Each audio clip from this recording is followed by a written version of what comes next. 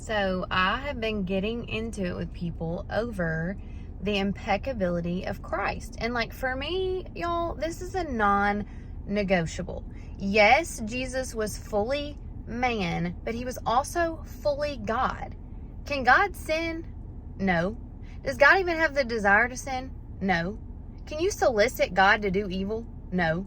So when you say that Jesus could have sinned, but he didn't, you're saying basically too also that God's whole entire plan for mankind could have failed technically, and that also that he had some desire to do evil, which is not even present within him. And so here's the thing: tempt, we always use it in the way to mean to solicit someone to do evil, but it can actually mean to test, to put through a test. So in Matthew, when it's talking about he was led, it says he was led by the Spirit into the wilderness to be tempted.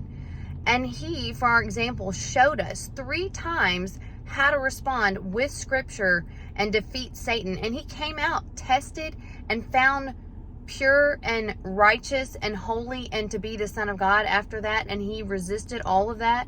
And yes, the Scripture does say, Hebrews 13, that he was tempted in all ways like us, but A, temptation itself is not sin, and B, this word can also mean to test. So it's not necessarily he had this desire to do evil, but he just fought it. Like the desire, him being fully God, it would not have let him sin.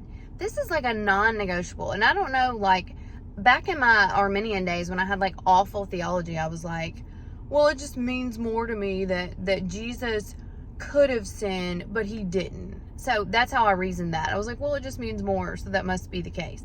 No.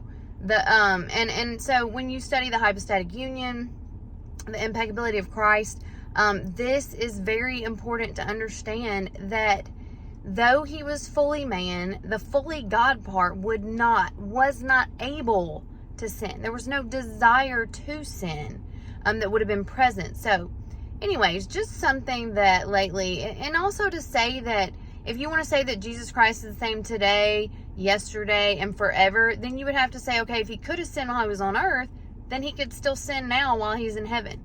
If his nature is unchanging, then he would have to have changed at some point. He could only sin on earth, but he can't sin in heaven.